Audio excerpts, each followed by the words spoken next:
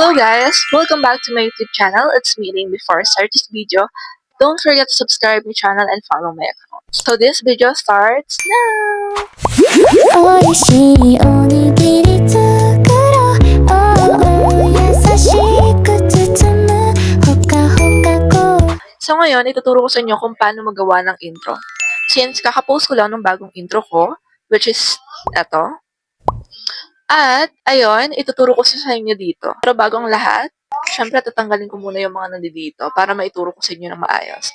I'll be flashing on the screen yung mga ina-edit ko or i-edit natin mamaya kung paano and i-explain ko siya sa inyo para mas madali.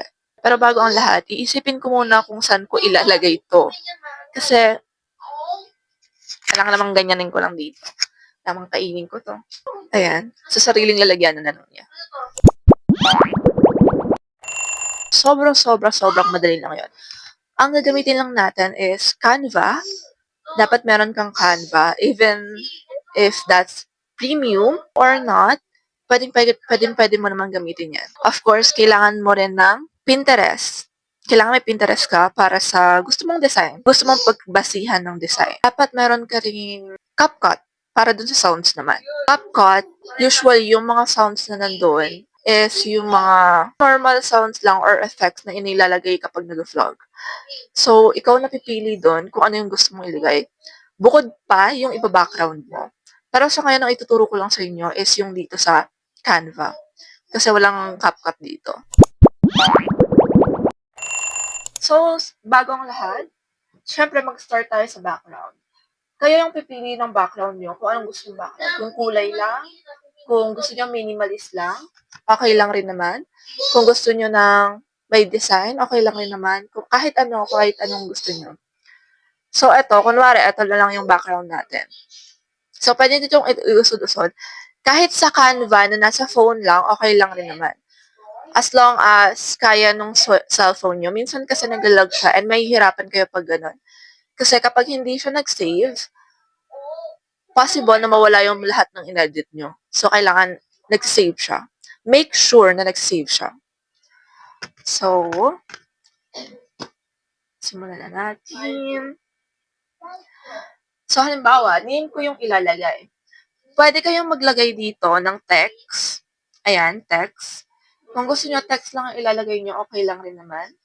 Pero kung gusto nyo naman ng yung katulad sa akin, yung parang scrapbook, pwede rin naman. Pero i-search nyo siya dito sa Elements. Elements, tapos scrapbook. Ayan. Halimbawa, scrapbook blue stickers or letters. Yung mga possible na ilalabas na to. Dapat, kapag sinearch nyo siya, lalabas siya dito. Kasi yung iba, hindi siya nalabas dito. So, gumamit kayo ng iba't ibang keywords para mas madali. So, ayan, ayan. Lagyan natin, solid graphics para mas madali nyo mahanap. Ayan. So, pipili muna ako ng mga words dito.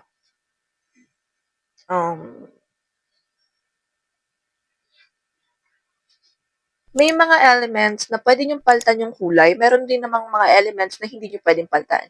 Itong napili kong letter E, ayan, pwede siyang palitan dito. Pwedeng palitan kung anong gusto nyong kulay, kung gusto nyong kulay blue. Pwede yan. Kung gusto nyo naman kulay pink, okay lang rin naman. Kahit ano. Ayan. Ay. Yung iba hindi talaga napapalitan ng kulay, so huwag nyo na ipilit. Maghanap na lang kayo ng iba kung ayaw nyo na ganun. Ano na ba to?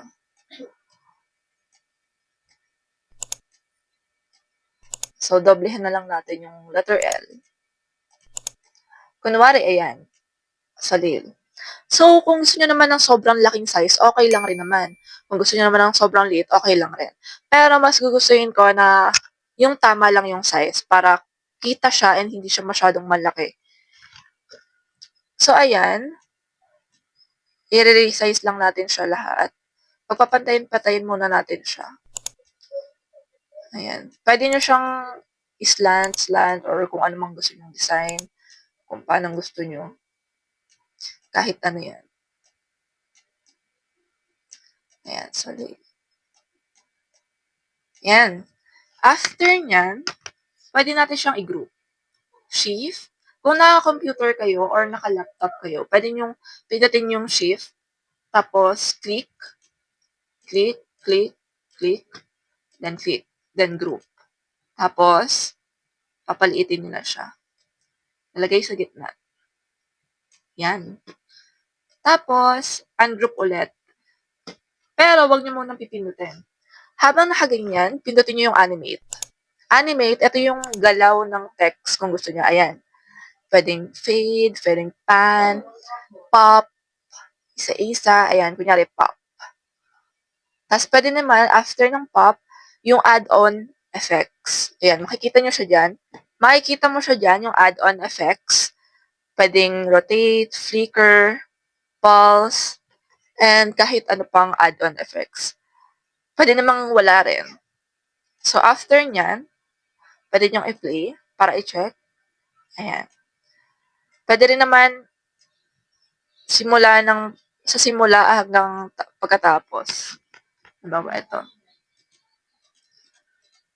May makikita rin kayo dito sa animate na both, yung both, enter and exit, yun na yung magiging animation niya. So, both na lang yung ilagay natin. So, yan. After naman yan, yung dun sa ginawa ko sa intro ko, yung bumubukas yung ano, ganito yun. Hanap tayo. Tiered, okay. Torn, tiered, rip, vintage, kahit ano pa yan. Sige, eto. Ito yan. Ito yung ginamit ko. So, papaliitin nyo lang. Puputulin nyo lang yung gilid, baba.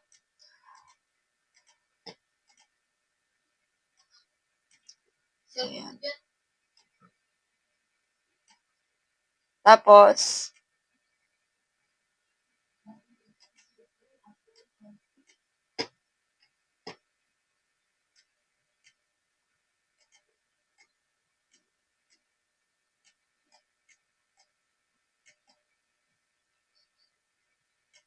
ayan. Lalakihin nyo na. Wait lang. Sige, ayan. Kunyari, ayan. Tapos, double. And then, shift vertical para hindi na kayo mahirapan.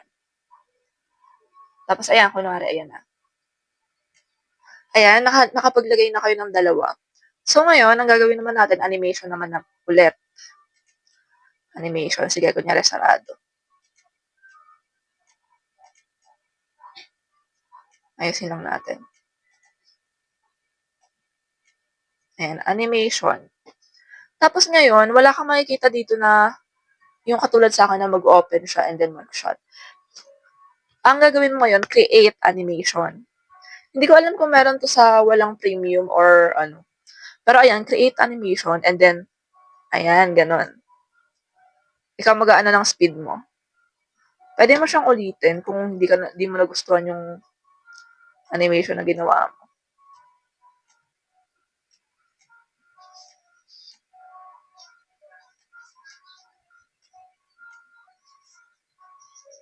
Okay, sige. Kunwari, ayun na yun. And dito naman sa baba, ganun din. Ganun lang. Same process lang naman siya. Oh. So, yan. Tapos na. Tapos na yung una, ano. Ayan. Pwede nyo naman siyang bagalan kung gusto nyo. Mabagal. Mabagal. Yan.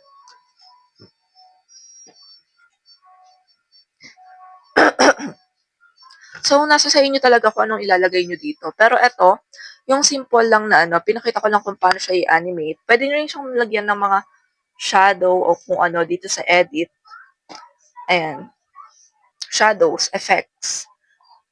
FX effects. Yung effects, dito makikita nyo siya. Edit, then effects. Sa baba ng filters. Shadow. Bawa, ayan. Yan, ganyan. Pero syempre kung ano, wag na. Kung ayaw nyo naman.